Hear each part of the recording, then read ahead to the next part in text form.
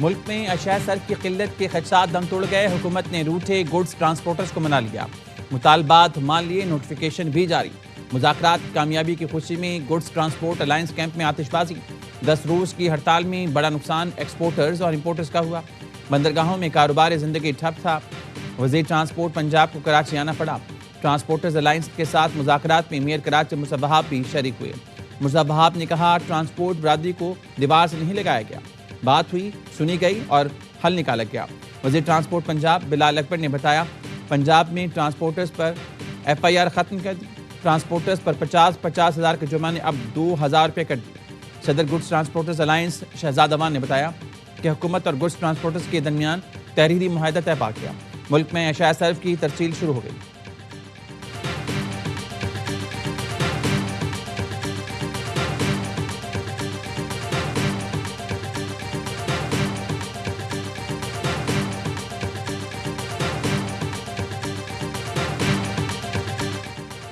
पाक अफवाज का सिखाया सबक मोदी कभी नहीं भूलेगा।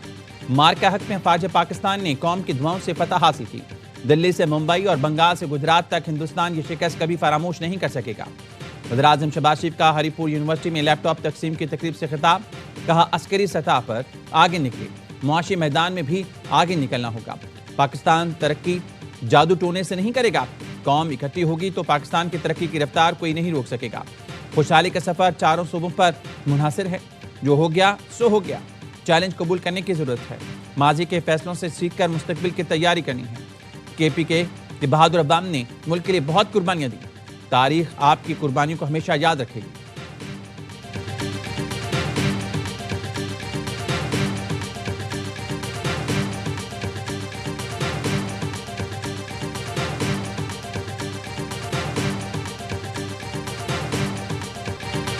मुआज़त के साथ मेरे मुक्के से माइक बंद हो गया।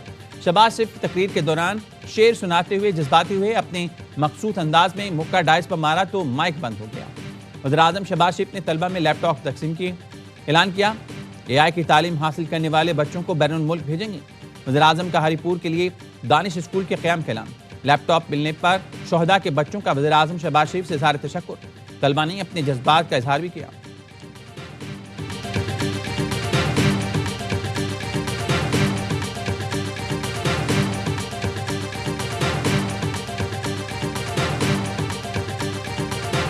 हमारी काफी अच्छी बातचीत हो गई थी और ये तय हो गया था कि 27वीं तरमीम के बाद प्राइम मिनिस्टर साहब से मुलाकात होगी। तो जो नून लीग के सीनियर लोग थे उन्होंने हमें यही कहा था कि अब वो आ जाते हैं। दरमियान में वो ट्वीट आ गई। 3 फरीक है, अगर ये तीनों फरीक में से एक भी चाहेगा कि आप ये इनिशिएटिव आगे नहीं जा सकता तो नहीं जा सकता।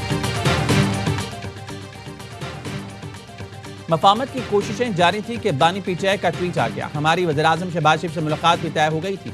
लीगी बुज़रा ने बताया था 27वीं तरमीम के बाद वज़ीर-ए-आज़म से मुलाकात कराई जाएगी।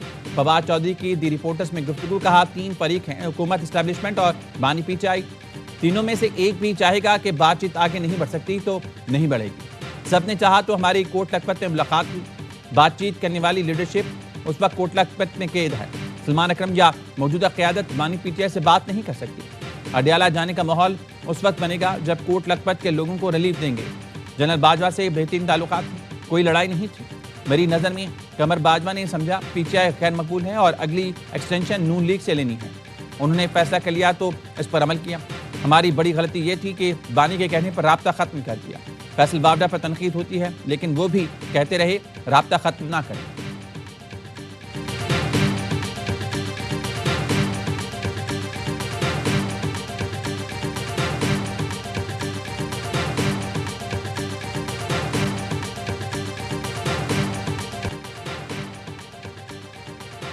सिडनी हमले के दहशतगर्द साजिद अकरम का भारतीय पासपोर्ट सामने आ गया।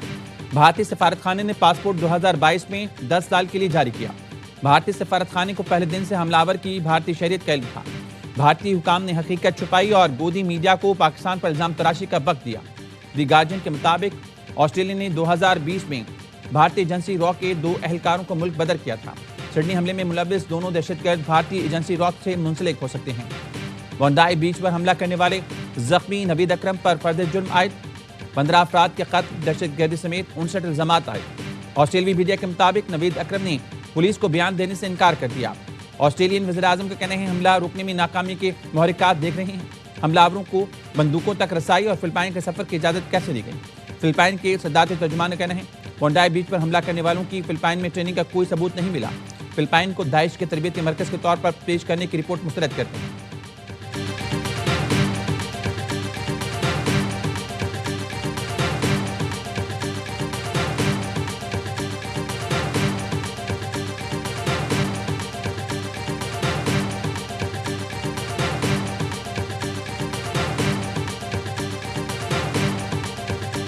Very sad incident. It's highly condemnable. So there was a whole campaign of fake news around that incident. In Israel, in India, this campaign was proliferated, posted on social media. The Indian outlets who aired this news without verification, they had no right to do this. Sydney में बीच पर हमले के बाद भारत ने disinformation फैलाई, फौरी तौर पर इल्जाम पाकिस्तान पर लगा दिया। बगैर तस्दीक और शवाहिद के पाकिस्तान के खिलाफ प्रोपेगेंडा किया गया, लेकिन अब वाज़ेह हो चुका कि दहशतगर्दों का ताल्लुक भारत से है। वज़ीर इत्तलात ततारुत की गैर मुल्की मीडिया को न्यूज़ ब्रीफिंग कहा भारत पाकिस्तान में मौजूद दहशतगर्द ग्रोहों की फंडिंग कर रहा है। शहरी ने कहा पैटिव भारत के आलमी दहशतगर्द ग्रोहों की मुबैना हिमायत का जायजा लें। एक मुसलमान मुहाजिर अहमद अल अहमद ने बहादुरी से हमलावर का मुकाबला करके जानें बचाईं। इस्लामोफोबिया समेत हर किस्म की नफरत गलत है।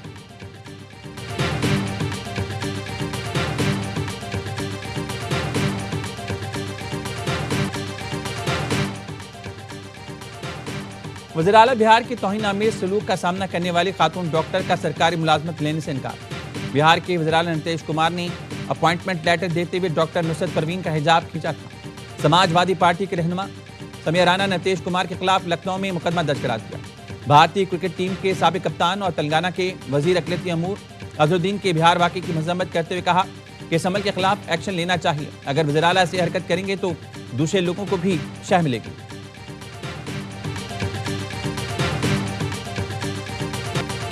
भारतीय सियासतदानों की अखलाकी पुस्ती की इंतहा।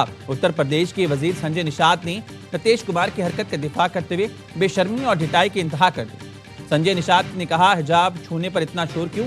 अगर किसी और जगह हाथ लगाया जाता तो क्या होता? तौहीन-आमेज़ गैर इखलाकी रिमार्क्स ने नई बहस छेड़ दी। तजज़ियाकारों का कहना है ऐसे बयानात भारत में ख़वातीन और अक़लियतों के खिलाफ नफरत का सबूत हैं। वाक़े पर मौज़त के बजाय मजाक उड़ाना हुकूमती ज़हनियत की अक्कासी है।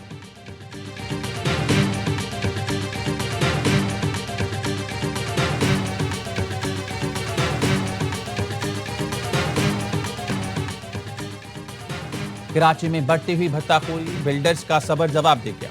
इबाद ने कारोबार बंद करने की धमकी दे दी। मसाइल के हल के लिए 15 जनवरी तक की डेडलाइन। चेयरमैन बाद हसन बख्शी कहते हैं हमारे 10 अरकान को भत्ते की कॉल दुबई और ईरान से आई है। 5 करोड़ का तकाजा किया गया, ना देने पर फायरिंग से जख्मी कर दिया। भत्ताखोर बैंक अकाउंट नंबर देकर मुतालबा करते हैं। आबाद के pattern and chief Mohsin Shekhani ने यावा न्यूज़ पर इंकशाफ किया हमसे बिटकॉइन के जरिए भत्ता तलब किया जा रहा है।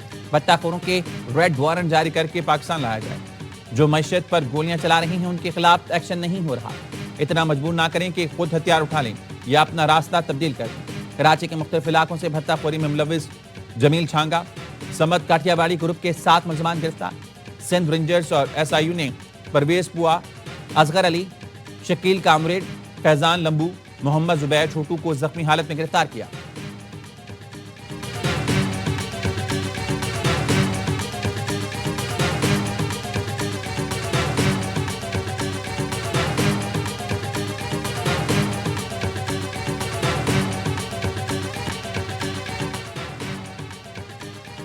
फीफा का वर्ल्ड कप 2025 की रिकॉर्ड इनामी रकम का ऐलान।